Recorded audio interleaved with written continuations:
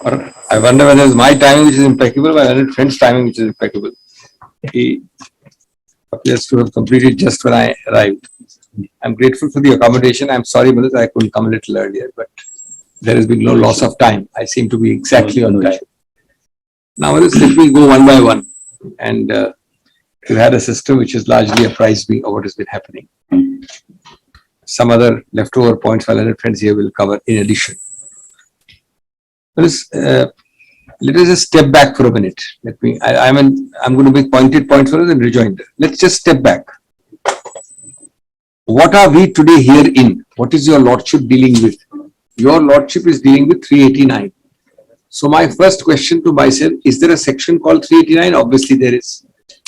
Second question to myself, what is that section inserted for? For what purpose? To give a suspension of a certain act, conviction, etc., etc. What is the purpose of that section? The purpose of that section is, and can only be one, sole, that in cases where the conviction has a deleterious, serious, adverse consequence, why should your lordships, in the fitness of things, if your lordship so finds, not have the power to suspend it? That clearly is the object. Question number 4 to myself. Does 389 make difference, or does it make segmentation, or does it make categorization of the kind of offences? Answer is clearly no. 389 is not offence specific. In other words, 389 cuts across the entirety. So it is wrong to suppose that there are certain offences which are outside the purview of 389 or beyond the pale of 389 or somehow not contemplated as suspendable convictions or suspendable sentences. That very assumption is wrong. And the last question to myself is, how is then 389 operated? Not by looking at an Act 8.3, not by looking at some section. It is operated by seeing certain parameters which my Lord has laid down. My Lord means the jurisprudence has laid down. That what are extraordinary circumstances?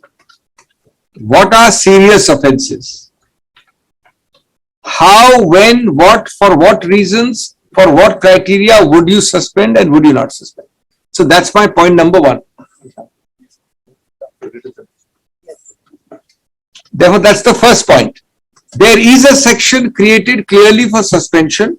The purpose and the rationale, the raison d'etre for that section is to give relief to a person accused of a certain crime so that the deleterious consequences of that crime are mitigated. And then, it is not that certain things are put in a schedule under that section which are untouchable. No. And it is not, it is section neutral, it is offence neutral. That's my first point. My second point is, that the courts actually have given us enough guidance as to when, how, and for what reasons will your lordship suspend. So the test is, extraordinary circumstances. Now, clearly, there is no section which says in this act, section 2, bracket E, extraordinary circumstances are defined as so and so. That's not the way it works. Extraordinary circumstances, fortunately, your lordship has made reasonably clear in the jurisprudence and the judgments. And this is the fundamental error of the submissions of the respondents in this appeal, because they assume or think that there is an exclusionary element in 389 which is untouchable. And they take the word serious to be a self-serving phrase, that what the complainant calls serious or thinks serious is serious. So, what is that jurisprudence on extraordinary circumstances? It's a very interesting and a simple one.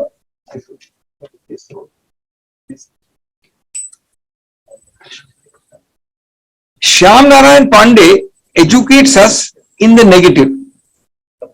What Shyam Narayan Pandey, which I'll be showing in a minute, does is, it educates us in the negative. It doesn't say what is the extraordinary circumstances by which your lordship may give. It tells their lordships on a principle of exclusion as to what are the circumstances, a few of them, where your lordships would not normally give. Even there your lordships can give, but would not normally give.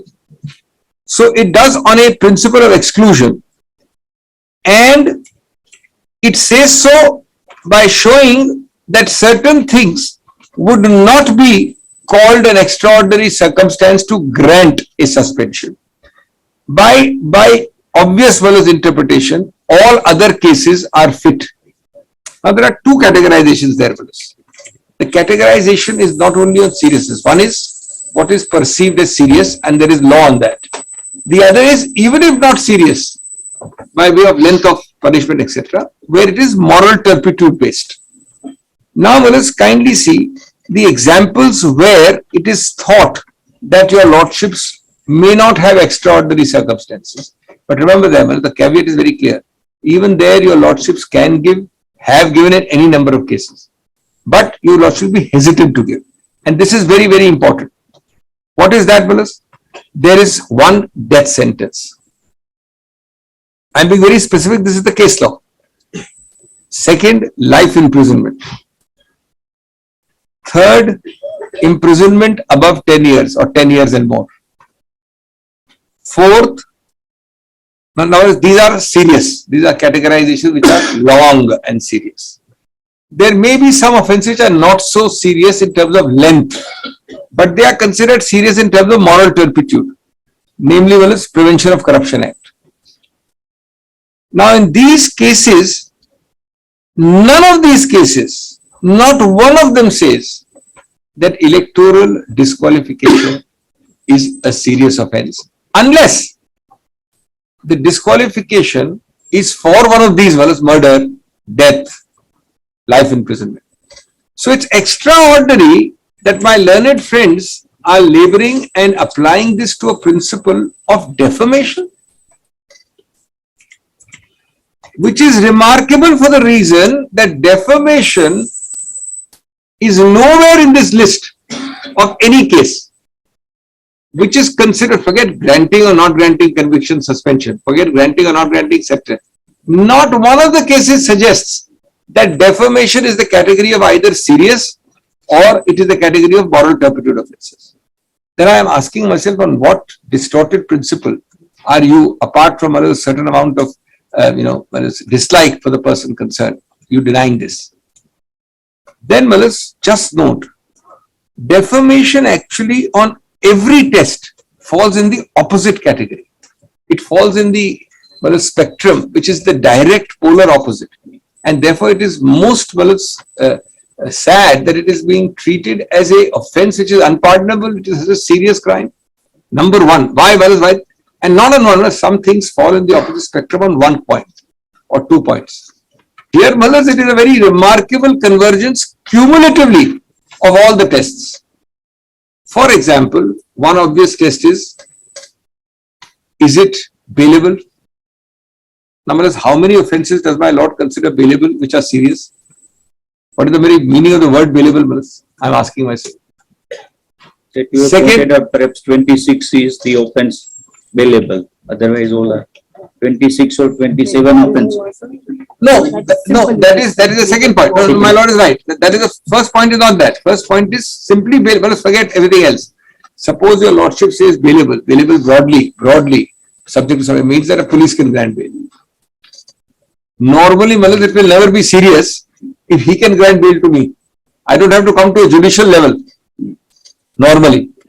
Second, as my Lord just said, rightly, some 22 actually we have counted, or 24, 22, where it is simple imprisonment. This is a very select category with us. Obviously, the statute, the legislature thought it fit to put it in a category which is less serious.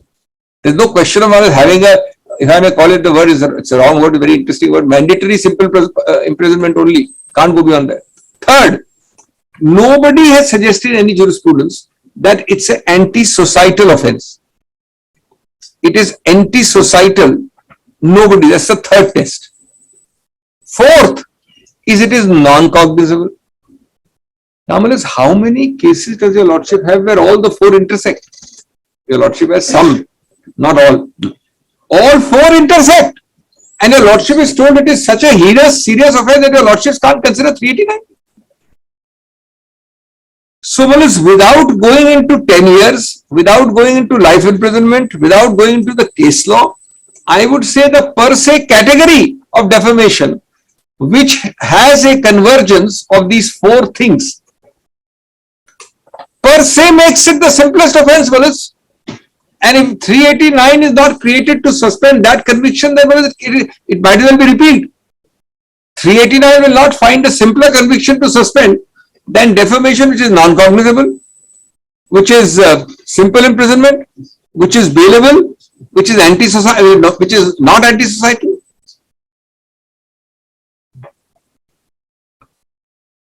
Therefore, my learned friend's suggestion, which I am told he made today also, that because it is put in 8.3 and because there is an 8.3 disqualification, therefore it is more serious. No, on the contrary, that is a ground of irreversibility, which I am now turning to. These four tests are broadly noted in Subramaniam Swami's case. Your Lordship will note the citation which is there. It's in our compilation at page 1. First case. Para 176 notes these four characteristics. Para 176. Just check up. That is in non. And your Lordship will note the second case, Shyam Narayan Pandey, yes, which is in your Lordship's compilation at page 135. Para 6. In that Shyam Narayan, para 6, and Subramanian Swami 176, especially Shyam Narayan, these four intersecting elements of this offence are noted. And therefore, I submit that if there is a classic offence, which is the mildest form of offence, which must lead to a 389 suspension, then it is this. The third aspect is, and that I argued at some length last time, is irreversibility. Well, actually, 389 is a simple test. Your Lordship is not deciding whether I am guilty or innocent. That the trial court will decide or the sessions court will decide. But your Lordship is doing what your Lordship does in every case, criminal or civil. Kind of a lose, as I said last time, wrong word to use in criminal law, but still it's the same thing, balance of convenience. That is this problem, is this hurt, is this prejudice irreversible? Every case, because your Lordship cannot do the final and the interim at the same go, involves a certain interim decision and call to be taken by the learned judge. That call is based on irreparable loss or irreversible nature of the injury. Now, before I come to a couple of cases, or mainly one case, 2 paras, I want to ask myself, so I've done with the first part of the simple. I'm now on that's the nature of the offense. Now I'm asking myself, can there be something more irreversible than a disqualification which robs you of a status as a parliamentarian or an MLA? So forget this case, ask yourself the question conceptually. As I tell you, there are two kinds of persons, let us assume, who commit the offence of defamation. I am a member of parliament, he is a non-member of parliament, both of us commit. Well, it's the member of parliament in that sense has greater irreversible prejudice in that sense than the non-member of parliament because he loses his seat. That's a point in my favor, not against me. My learned friends have completely misunderstood the point in my favor and are projecting it as a point against me. The loss occasioned to both of us is bad. Because he loses mental peace, he loses so many things. I lose all of that. But one additional thing I lose is probably the most irreversible. There is no answer to that. I argued it partly in the opening. There is no answer to that. There cannot be an answer to that. My infant can't invent an answer. Well, I have already a certain portion of my last session. I have already my role as a parliamentarian in committees. Well, parliamentarians or MLA, same thing, function both inside parliament and outside. So when parliament is session is not the only test. There are parliamentary committees. There are parliamentary papers. There are parliamentary interjections. They happen in committee meetings also outside of the session of parliament. Now, the last part of the last session he loses. Many committee meetings he loses. and the immediate next session he will lose in case he doesn't get a suspension. But that is his loss as a parliamentarian. Here again there is an intersecting triple loss. There is a loss to him, naturally. He is there in public life to project the voice of a certain section of people. He loses that right. That's a great loss to him. And incidentally, I've had the privilege of being a chairman of many parliamentary committees. What your lordship sees in these cameras, real solid work is done in parliamentary committees. As they say, parliament at work is parliament in committee. Parliament in committee is parliament at work. A far greater degree of unanimity and convergence happens in parliamentary committees than what your lordship sees on the cameras in inside the House of Parliament. In fact, there were a couple of proposals some years ago, when they've introduced cameras for Parliament, that you should have cameras for committee meetings also. I personally vehemently opposed it, so many others opposed it, that whatever little good consensual work is being done, you don't want it to be lost by the glare of cameras. So a lot of work outside a parliamentary session is also lost to Parliament. That's one loss. Second loss is to the people of his constituency. They have an elected representative, Mr. X. He may be good, bad or indifferent, it's their choice. It's not my choice, it's their choice. Their choice loses its voice. Their choice loses their voice. These are not mere empty rhetoric. These are practical. In a democracy, the lordship knows we live by fictions. When a decision is taken by 700, 800 people in Parliament, it need not be that everybody who is elected them agrees with it. But the fiction is that you are elected and therefore you have the right to enact a law which is deemed to be their will. They are the electorate. So in the same way, on that fiction, that entire right of that collectivity known as we the people is lost. The third loss is, the third loss is to the nation, because ultimately what is the collectivity across, so one is personal, one is constituency, the third is to the entire collectivity of parliamentary democracy, because parliamentary democracy is made of a collection of those constituencies. Therefore, your lordship would have to consider, can any of these be reversed? We are on reversibility, balance of convenience. I give your lordship two simple examples. Assume, now example number one is that what is already lost, we are now arguing on 2nd or something of May. So what is lost from the date till now is lost. It is that I can't think of any way in which your lordship can restore it. I mean, a court is only human. A court is not supernatural that can restore. How can a lordship restore it? Nobody can restore it. There is another thing. Suppose this lingers on even for a day. I mean, a day means any small length of time. The election commission is absolutely under no obligation that Mr. Sighvi is arguing here and Mr. Nanavaty is arguing there and there is something going on there. They say that this constituency will not go unrepresented. As I told you last time, that limit of time can be as little as 3 months. It can extend sometimes to 5-6 months. If the election is declared, and after that, there's another thing which happens. Once an election is declared, the normal window is about 6 weeks. The moment the notification declaring a by-election, not even election, a by-election comes, your lordship knows everything stops. Your lordship doesn't interfere on that old fiction that now you challenge after the election. Your lordship. So the entirety of that thing can't be stopped. Thereafter, Mr. Rahul is elected. Can I come and say, please unseat Rahul because your lordship was hearing my matter? Can anybody say that? Or your lordship says, now there's a third example. I've given a third example. Your lordships in the course of either before Mr. Rahul is elected or 3 months after he is elected, the primary sessions court acquits me.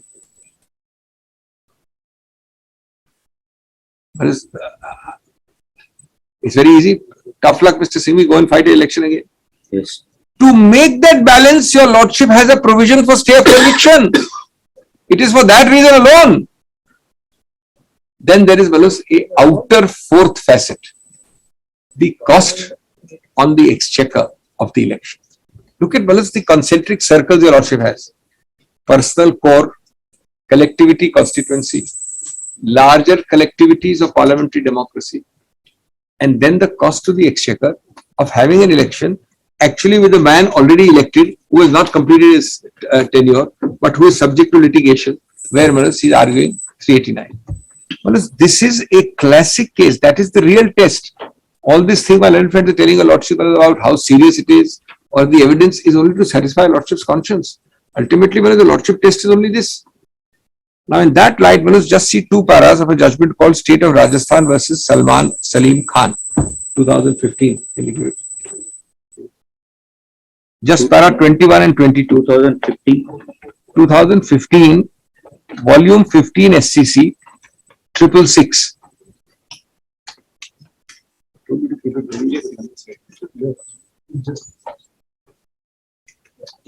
Which para you are referring? Para 21 and 22. No, for the court.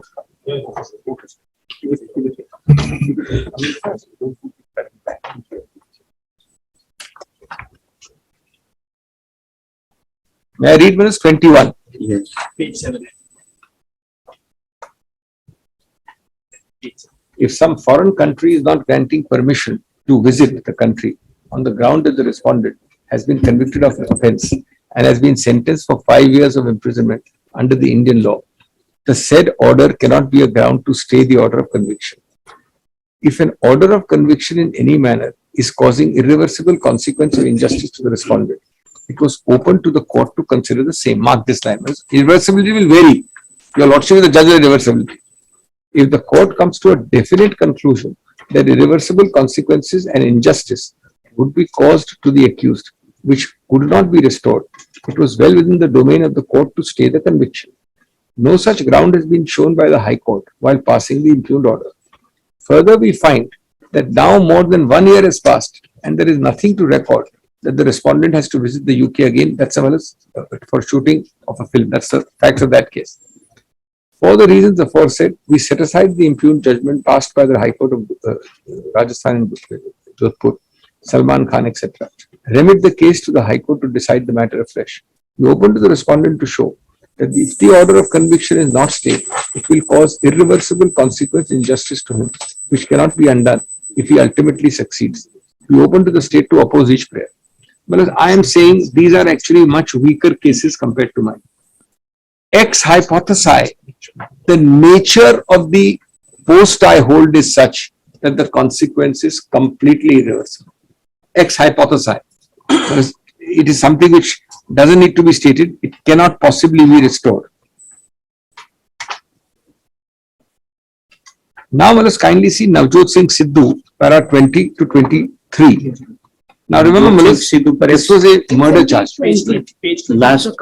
Last order of Supreme Court under which he has to undergo conviction and he has to remain in jail. Now I had the privilege of arguing that for him, that 1 year thing. But when the matter started, yes, this was a case of my friend was there also. Was by case note when he was acquitted. Review Mr. Singhvi. It started with what is a 302 charge. The charge basically, let's forget what is 302, 304. I'm asking myself, am I anywhere near 302, 304, and 30? Am I anywhere near that? I'm in a different world And as far as those sections are concerned. subsection 4 was live when Navjot Singh Sidhu died, which was subsequently declared otherwise. Yes, yes. So that- No, Then he no. offered to resign. That's all that happened. Kindly see what is para 20 onwards. I am now not on that. The law is now very clear in 83 and 389. Now we are on what is the point that it is wrong to think that the moment you are convicted, Parliament becomes a barred area for you. That's not the approach. Under controlled conditions, you are still entitled to be in Parliament. That controlled condition now is suspension. It was suspension then also, but there was an automatic continuance given, which law was changed. It is not that your lordships has a completely barring effect. That's what I'm reading. Mr. Dwivedi, for the complainant, I'm reading para 20 minutes, yes, has submitted that in order to maintain purity and probity in public, this was the argument which was rejected. Probity in public bodies, criminalization of politics has to be stopped, and persons who have been convicted of any offence should not be allowed to enter Parliament. Now, this is actually the approach which has to be seen. He has elaborated his argument by submitting that irrespective of quantum of sentence, if a person is convicted for an offence referred to in 8.1, where the punishment imposed may be only a fine. That's exactly the point I'm arguing. A simple imprisonment, small punishment. Even then, Mr. Dwivedi says, no, doesn't matter. Out, you're out. A person will incur the disqualification from the date of conviction, which will remain for a period of 6 years, and this evinces the intention of the legislature that convict should not enter the precincts of parliament or legislature. I am on this narrow issue. I am not arguing the current issue. I am saying the precise argument was raised twofold. One, please don't look at moral turpitude and seriousness. Any offence and zero tolerance, you can't enter parliament till you get an acquittal or you're out completely. That was the argument. In our opinion, the contention raised cannot be accepted. The preamble to the Representation of People's Act of 1951 is quoted, and just see that one is an act to provide for the conduct of elections to the Houses of Parliament, to the House of Houses of Legislature, qualification and disqualification of membership, corrupt practices, other offences, etc. The Act provides not only the eligibility and qualification for membership of the House of People and Legislative Assembly, but also for disqualification on conviction and other matters. Parliament in its wisdom having made a specific provision for disqualification on conviction by enacting 8, it is not for the court to abridge or expand the same.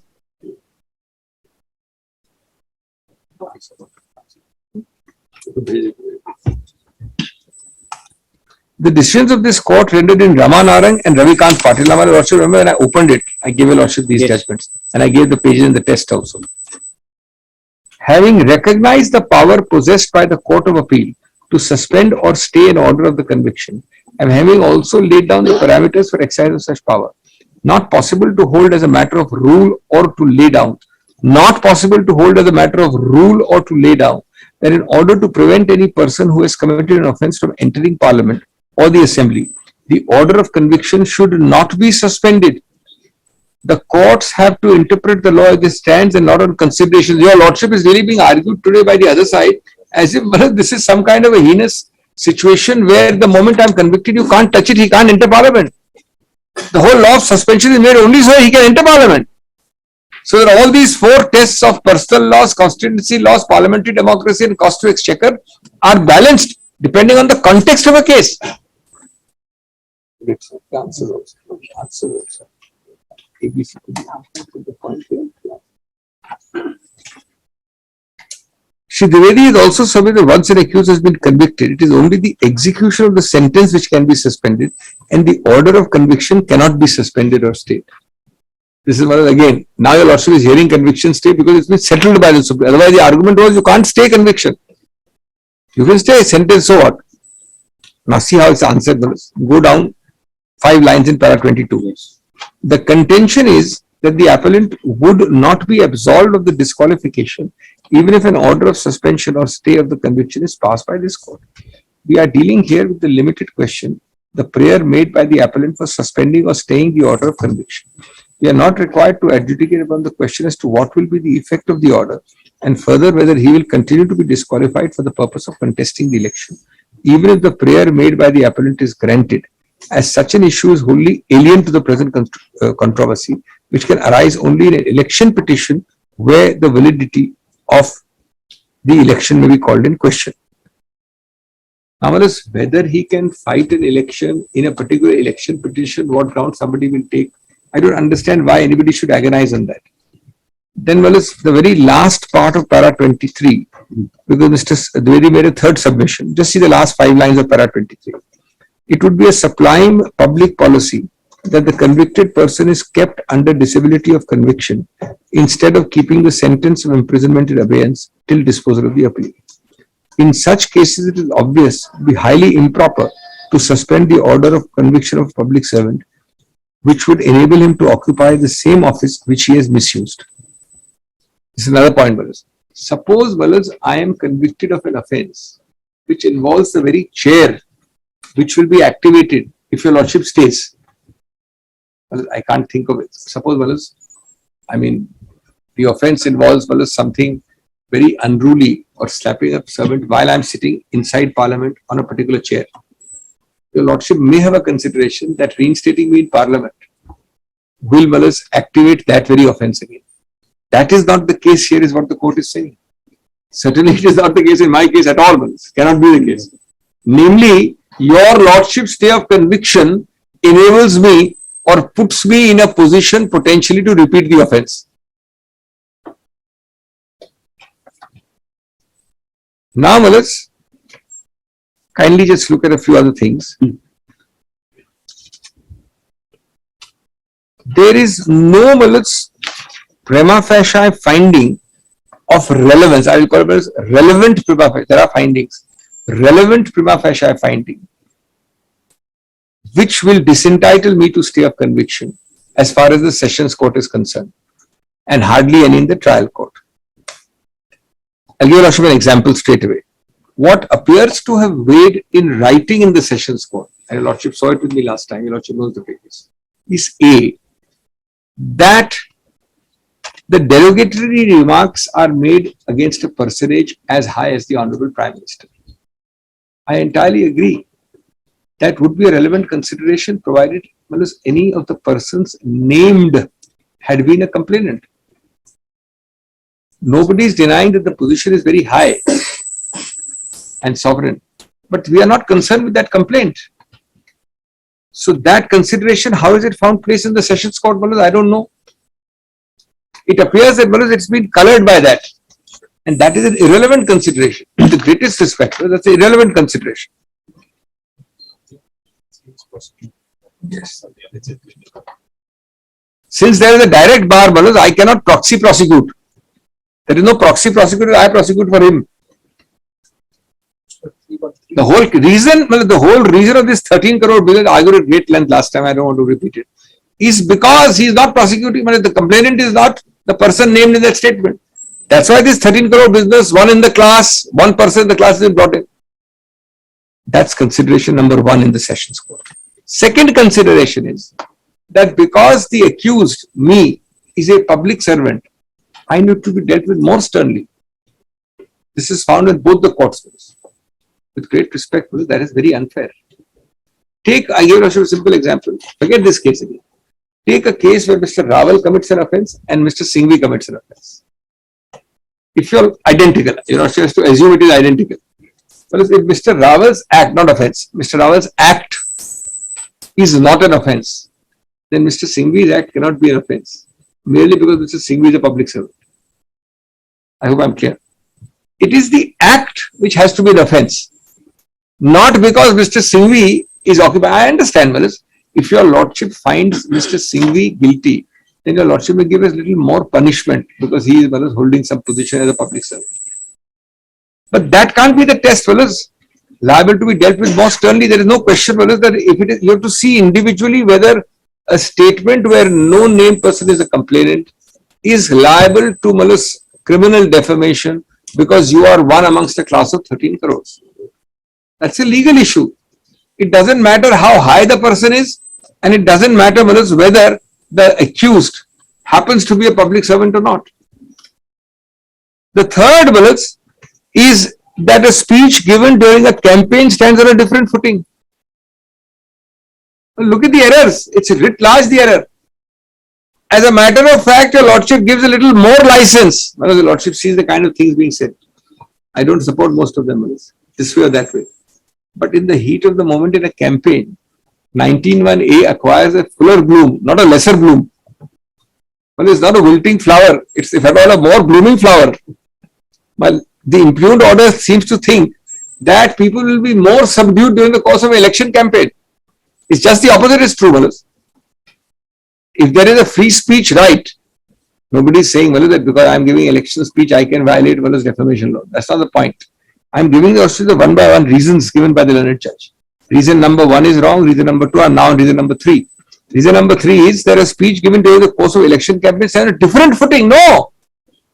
You have to individually judge, as I said, same test, whether his statement is defamation. If it is, then whether it is given in a speech or not, it's equally culpable. But if it is not, the fact that Rahul said it in a speech will not make it more culpable, Manas.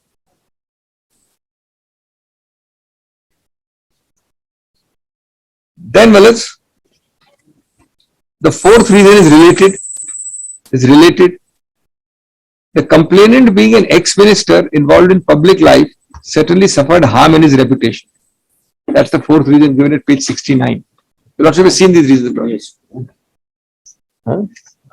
Now, whereas, actually, again, the opposite is true. Of course, apart from the thing which the Lordship has said repeatedly, one of the greatest qualities when you're in public life is to be thick-skinned, not thin-skinned. Thick skin is a great attribute and a great virtue in public life.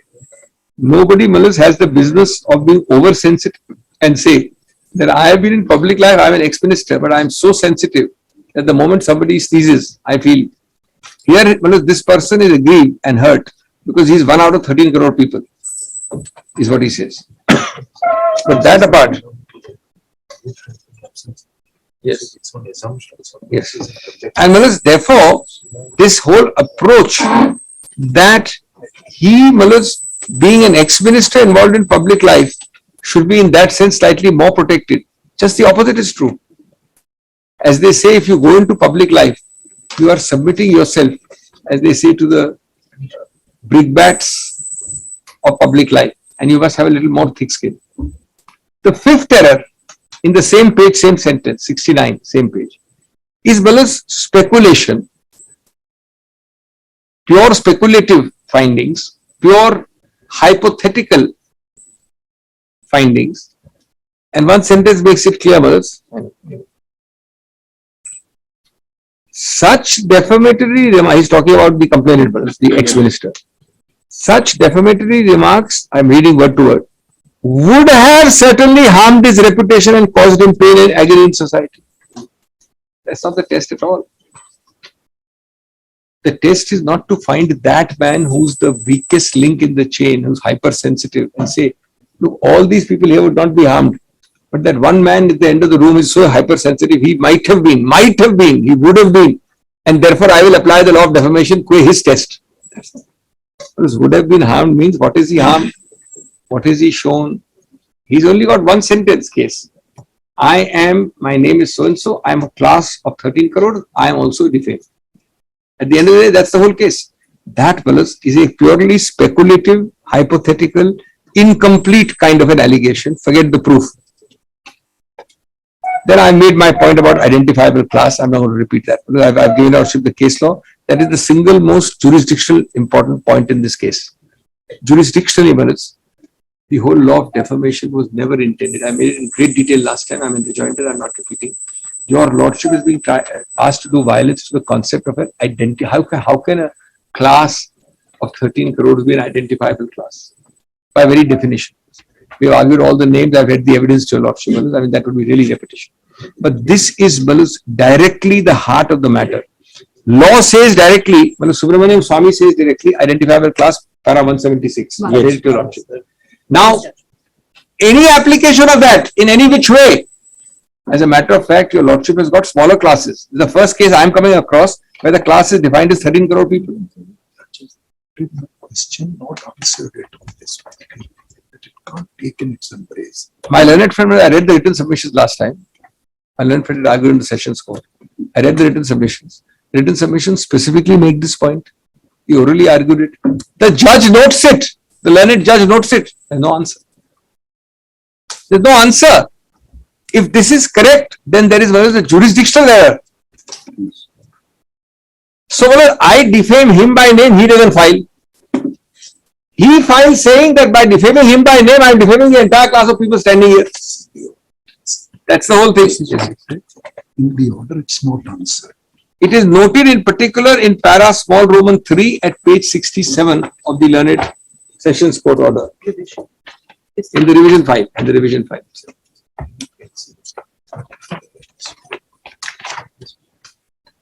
I did read it last time, and I'll just remind again. Yes. This I told you last time again, I'll repeat it again. This is an important point because point taken, point noted, but not answered. Yes. I'm only on the last occasion you have pointed out. I am grateful. 67, 68, No, 69. I'm grateful. I'm grateful. I raise it. You can reject it. You can say it is wrong because of 1, 2, 3. You've not dealt with it. I can't show negative. Where we dealt with it? You've not dealt with it. Then, Malas, the learned appellate court has suddenly relied entirely on this magic witness which I told your lordship last time, is this Yaji. And my learned friends say that he was, the only virtue he has is he was present. Your lordship noted me last time at great length I dealt with Yaji. I showed you the pages also. Yes. But just to remind lordship, two very simple things on Yaji. Whereas Yaji, your lordship will note, is a person who suddenly appears like a magic wand 2.25 years after the complaint. Point 1. Point 2, he is not in any list of witnesses. Point 3, he starts his deposition, and your lordship saw with me page 44 to 46 of the compilation last time. I'm grateful, I'm grateful, I'm grateful. He starts by saying, I am a very strong pillar of the BJP. I have been for 40 years with the BJP, 45. I am now the cultural advisor to the Karnataka government. I have worked with the complainant in this disposition. I have done so many posts. A man, Manoj, with that background appearing 2.5 years later suddenly, without being in the list of witnesses, Manoj, it's very easy to, Manoj, make a frame of conviction on that.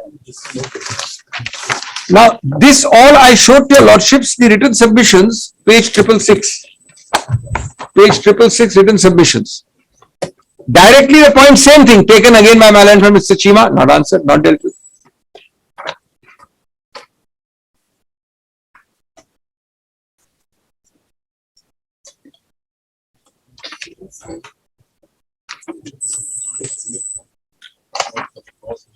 But Manoj, the learned court fully relies on Yaji, doesn't deal with any criticism of Yaji. Yaji, electronic. As a matter of fact, Manoj, everything else comes down to Yaji, boils down to Yaji, because He has said only Yaji. He says electronic. Manoj, Today. the answer given, just see the irony, Manoj. There is a whole host of witnesses. They are named in the beginning. None of them is found of any relevance. Most of them have not been there, they have not seen. Yaji appears, as I said, 2.5 years later, 2.25 years later. He's got a completely contradictory background. He obviously cannot be a sole reliable witness. Of course, he can be a witness if your lordship finds lots and lots of corroborative evidence. But Manoj, the main thing was the documentary evidence. The learned judge, I showed this also to your lordship last time, brushed aside in 2 sentences saying, yes, it is there. We will see it at the end of the trial. We will see it later. So documentary evidence is out. Yaji is in. Credibility, believability, corroborative is 0. The documentary evidence, if it is inadmissible or not valid, had to be dealt with at this stage. Because you are using Yaji to convict me, to deny me non-suspension of conviction, then documentary evidence can't be brushed aside like that. That's the point. Lord, today also, Mr. Nanavaty has only. And my lordship has heard today, I was told when I was coming in the car here, that Mr. Nanavaty's prime witness is the magical Mr. Yaji. Rightly, well, I mean, he cannot find a new witness now. Whatever is there is only this. With all his forensic ability, even he can't find a witness. I don't want to read. Therefore, even today, your lordship has got only this Yaji. He's a very infirm basis to not give me suspension of sentence. The sessions court, forget the trial court. I will win by trial, I will lose by trial, etc. The sessions court has to deal with it, brothers. Otherwise, what's the point? Then, Malas, kindly see that just a few more things will be done.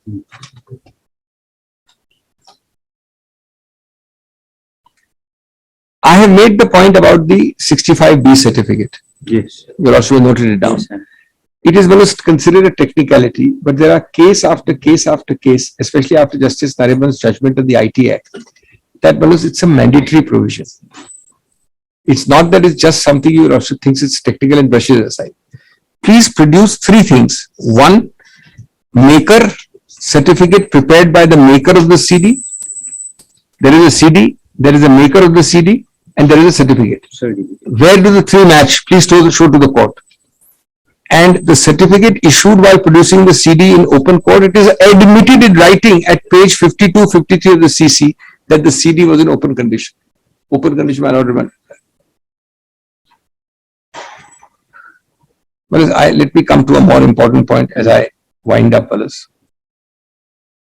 The more important point is that your lordship, fellas, ultimately, I have, fellas, the duty to, fellas, request my lords to consider and decide the suspension one way or the other, fellas, at your lordship's immediate and earliest convenience. Well, I am here seeking a stay. I am gravely and irreversibly prejudiced without a stay. In my humble and respectful submission, fellas, it brooks no delay. We have now, everybody has argued. Your lordship, fellas, may kindly take a call this way or that way. Your lordship, fellas, may appreciate that denial, and of course, my lord is entitled to one other thing subject to that. My lord is entitled to give an interlocutory decision and then a final, which is not normally done. I'll be very candid, not normally done. But fellas, some decision which clarifies my status today is vital. According to me, your lordship has heard us both at great length. Your lordship has seen at this level at 389, my lord is not a trial judge or a conviction judge or a acquittal judge. Your lordship is a 389 judge at the moment. Your lordship has seen enough. Your lordship should, come to a decision one way or the other. That is, my humble submission, because that justice would be required. Yashwant Sinha's case was, a Supreme Court order. It was in existence at the time of sentence. Now, that is what they are saying. I am asking myself one question, on Yashwant Sinha's case. 671. Yes. This is fully dealt with at page 671 of my written submission. If you also will just turn to that for a minute. Because this is again something apart from Yaji, my learned friend relied a lot on Yashwant Sinha. I repeat, my experience is more limited. There are people here with criminal law more experience. I have yet to find a conviction in defamation at all, or if at all, more than 3 to 6 months.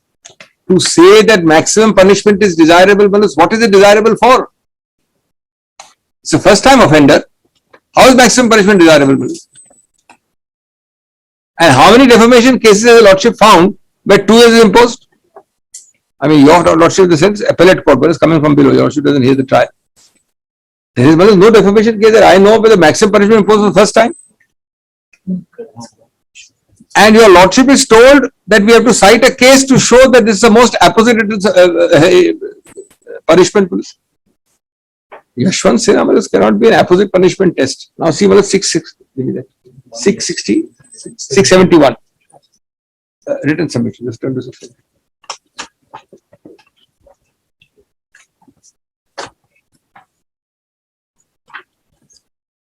But there is not a single reason given factually or contextually as to why Yashwant Sinha mandates that your lordship gives a maximum of 2 years, because 1 year, 11 months and 29 days is not enough. Therefore, give 2 years to a first time offender for a bailable, non-cognizable,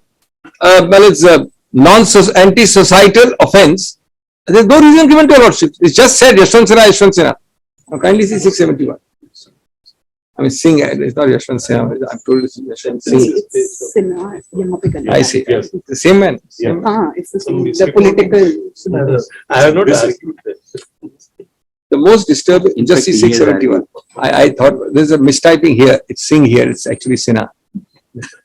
The most disturbing feature of sentencing part is the manner in which the prosecution placed reliance upon the judgment in Yashwant Singh and the uncritical manner in which the court readily signed the dotted lines. It has been pointed out in the memorandum of appeal that the said judgment would not have any bearing or relevance to the question of sentence in the present case. Now, this is the answer. Because the law applicable to the present case does not permit reliance upon observations made in a case of contempt of court. The lordship is doing contempt of court, well as apples and oranges or well as bananas and oranges. However, the real pain of the appellant lies elsewhere. The questioned speech relating to the institution of the present prosecution was made on 13th of April. The name of the appellant figured in the Supreme Court because of the alleged content much later in the year. This point I made, Manas, 6-9 months before and subsequent. The appellant was warned and told to exercise caution in future on 14/11.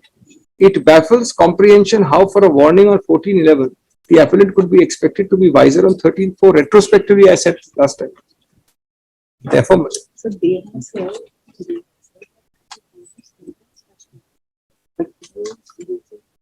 Well, it's the what is recorded in the order is that when I'm giving you something more because you already stood warned. On the date of giving you the punishment, Yashwant Sinha being present is neither here nor there. It's irrelevant. The jurisdictional error is, fellows, that the trial court is saying, I am punishing you, Mr. Accused, because you were earlier warned by the Supreme Court. You stood warned. The dates show that there is no correlation at all. It's much later.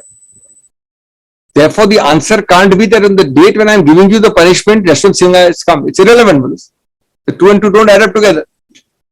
Whereas I would say, at the end of the day, just give me a minute. Just give me a minute.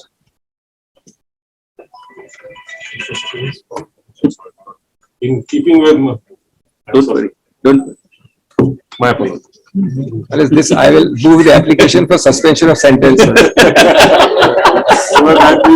Suspension of sentence, whereas here, your lordship. Perhaps here, your lordship need not grant whereas for at least till the rising of the court. Perhaps we are not. Till the rising of the court, your lordship need not suspend the sentence. Another even conviction in the state.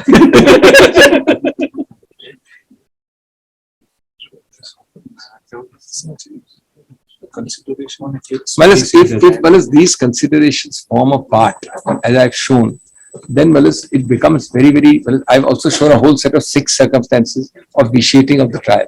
This raises a grave doubt and apprehension about the purity and the fairness of the trial.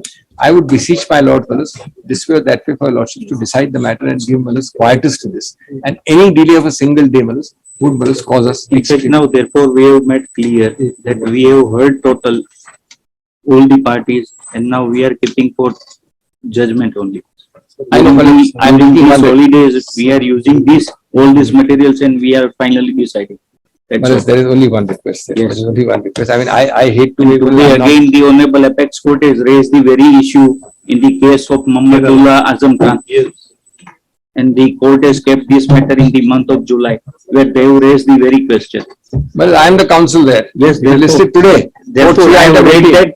Therefore, I am I now. was to submit No, that, no, no. but it No, is no, all, no. once it is sub judice, it The is court sub has judice. raised that very question. And what is the offense in that Muhammadullah Azam Khan? Murder. No murder. Well, not murder, sir. Not Grievous murder. hurt. He Grievous is hurt. just sitting on the road with his father. Therefore, the No, but FIR is registered again. Grievous hurt. Grievous hurt. Grievous hurt. In the second, 10 years. the first offense, it was registered. No, but He is I- only aged 15 years at the relevant point of time. Well, he is given 10 years there and the High Court suspended the conviction. We are respondents in the Supreme Court. The other side is complainant is appealed. And that matter was today listed as court 3 item 18. I was to This is argue, what I have I have read. come here. Very well, therefore I am just. Mine was yesterday's matter before Malad when Mr. Sipal acted. Yes. That was a different matter where Malad that's kept in July. That's different than No, this. no, no. Today, well, I don't know what happened when I came here. Today matter is listed before court number 3 is Justice Joseph's court. Where No, that I is had- not the matter yesterday. That Ah, was yes, the yes, matter. no, that's That is a- when the son was Anyway, his father. That is all, they are all. I'm not concerned. I'm on a Arguments different are part. going No, I'm on a different. No, in that one is the sentence stands suspended. The matter which I am doing.